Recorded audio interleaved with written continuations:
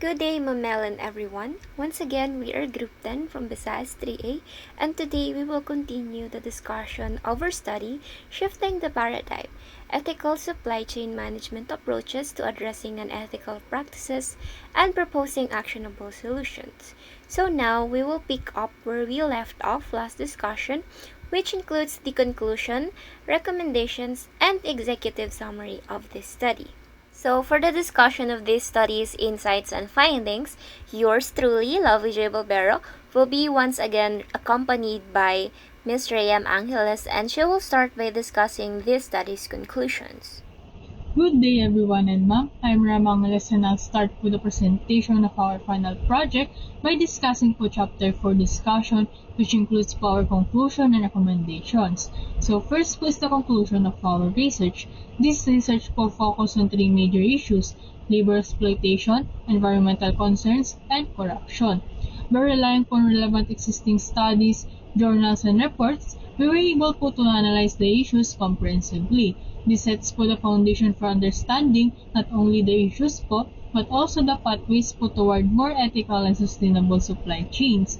In the end of the research po, all 5 objectives po ranging from analysis to the development of recommendations were successfully addressed, which I will explain one by one po in the next slides. The first objective was to analyze the main ethical issues in Philippine supply chains. We found clear examples of labor exploitation in the fishing sector, where workers often face unfair conditions, and in the mining sector, where labor rights are often overlooked.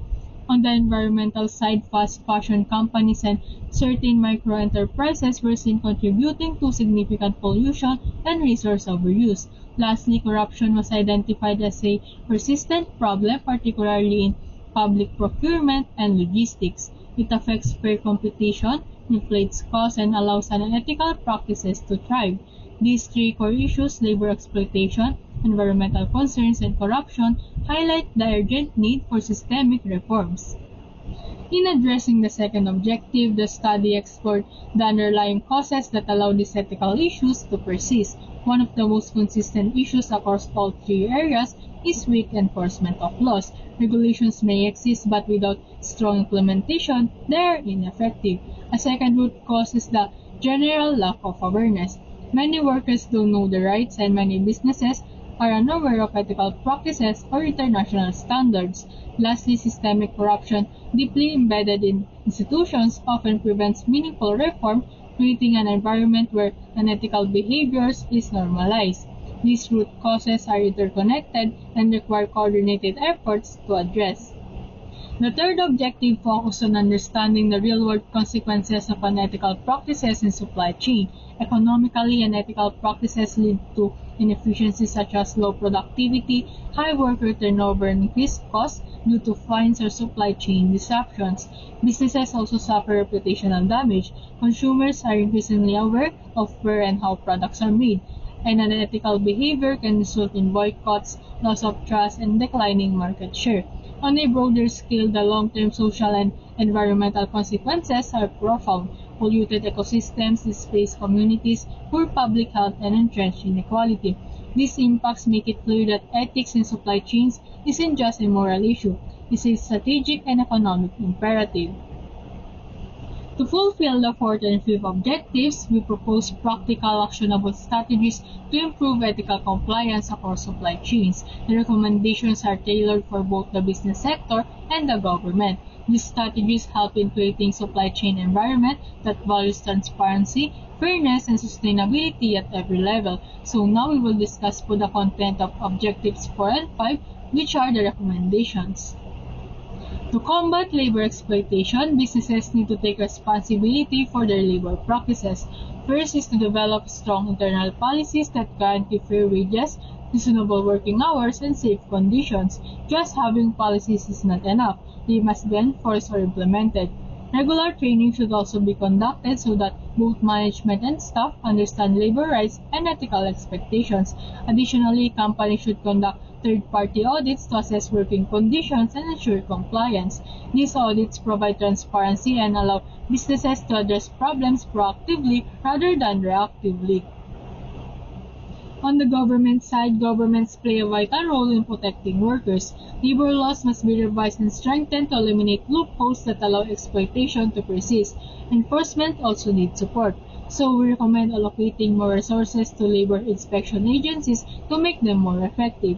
Lastly, support systems must be put in place for workers, such as legal aid, helplines, and collaborations with NGOs to run awareness campaigns. This program empower and help workers report abuse and access justice while also educating them about their rights.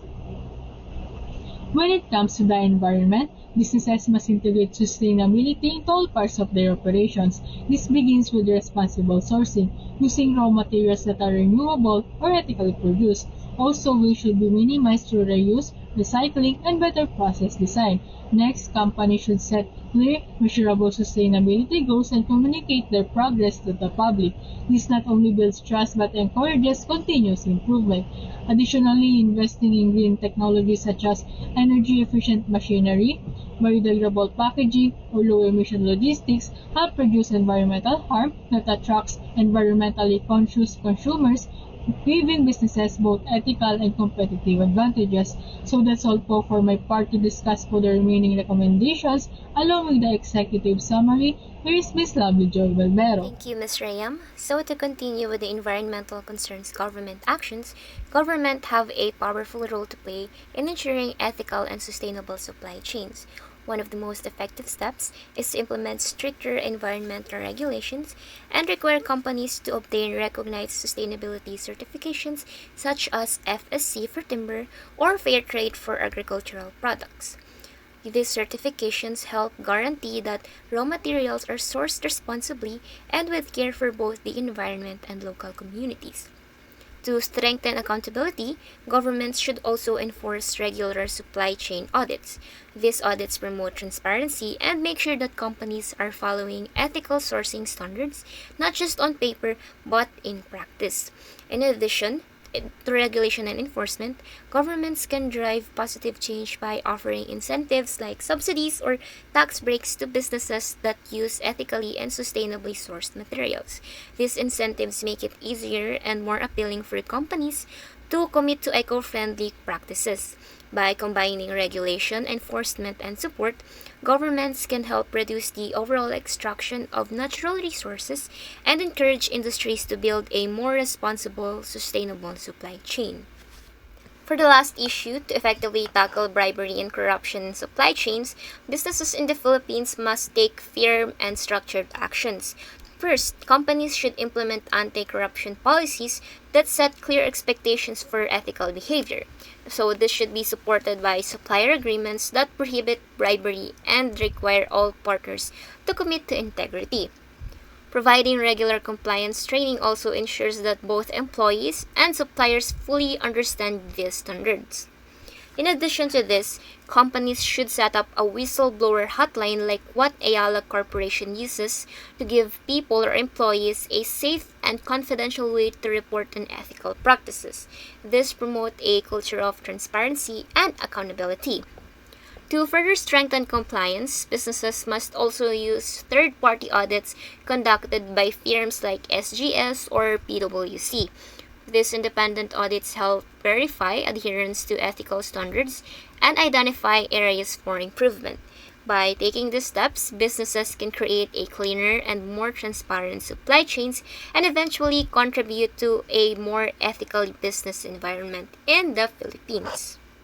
Last is for the government actions. To fully combat corruption in supply chains, the Philippine government must ensure that there will be a more robust anti-corruption enforcement through digitalization and transparency. A key step is to digitize procurement for transparency, like expanding systems such as PhilEGPS will make transactions more traceable and it will reduce the likelihood of corruption. Additionally, the government should enforce surprise audits through independent bodies like the Office of the Ombudsman, and these audits will surely help to identify and penalize unethical practices. Then lastly, protecting whistleblowers once again to expose corruption is very, very crucial, and laws similar to Whistleblower Protection Act would encourage reporting without fear of retaliation. So in conclusion, these actions of government can help in creating a more transparent environment that will promote integrity and reduce the possibilities and likelihood of corruption. To summarize, as global standards emphasize ethical business practices, supply chain management in the Philippines faces pressure to balance profitability with ethics. However, unethical practices such as labor exploitation, environmental harm, and corruption continue to persist, often worsened by supply chain disruptions and weak regulations. This research aimed to understand the practices and why they continue and their impacts on workers, businesses, and communities. The researchers also sought practical solutions for both companies and governments. This study identified common issues, explored their causes, assessed their impacts, and suggested ways to improve ethical standards. Lastly, findings revealed that unethical practices are driven by weak institutions, lack of accountability, profit focus, and limited awareness. Labor exploitation is common in mining and fisheries, while environmental damage is most severe in fast fashion and agriculture, as discussed by Ms. Reyam. Additionally, corruption in procurement undermines transparency and fair competition. So these challenges require both efforts and joint efforts from businesses and government sectors to create a more ethical and sustainable supply chain in the Philippines. To address these pressing concerns, this study proposes a series of targeted recommendations for both businesses and government. For businesses, the key actions include strengthening labor policies, investing in sustainability, and enhancing supply chain transparency with technology. These measures will help businesses operate more ethically while ensuring fair treatment of workers and improving their environmental impact.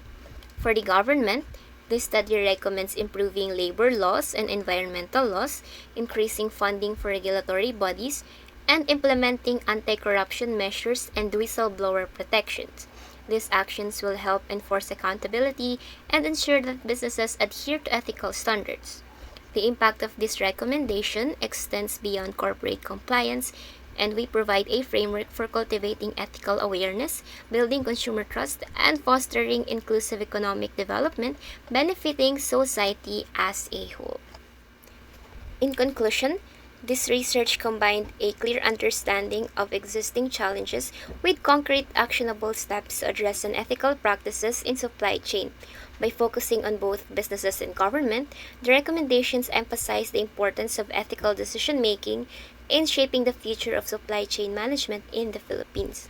While addressing these issues will not happen overnight, the recommendations set the stage for long-term change through continued dialogue, shared responsibility, and sustainable progress.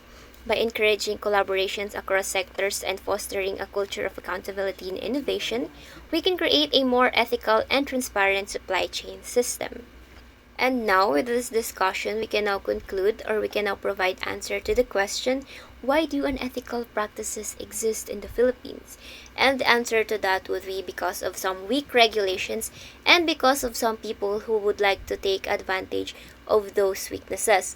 But with proper ethical management or decision making, we can actually eliminate all those issues and create a more sustainable and fair ethical supply chain in the Philippines. This concludes the end of our discussion, and Reyam and I are hoping that you have learned something from us, and once you are on the corporate world, you will be able to avoid these issues and you will be able to contribute in creating a more sustainable ethical supply chain management in the Philippines.